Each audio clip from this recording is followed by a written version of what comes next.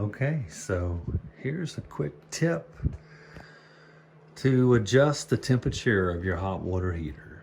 Now in my case, I'm looking at a Frame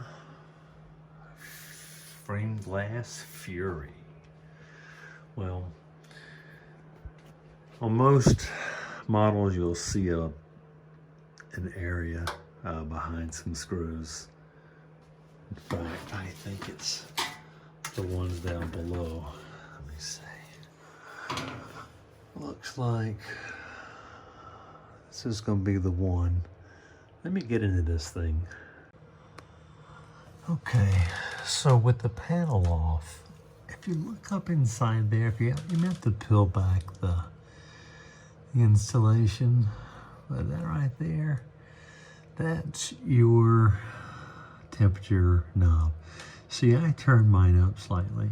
You kind of see that the default was that little tick, and I'm just up to the right of it. But it's a little too hot for my girlfriend, so I'm gonna dial it down.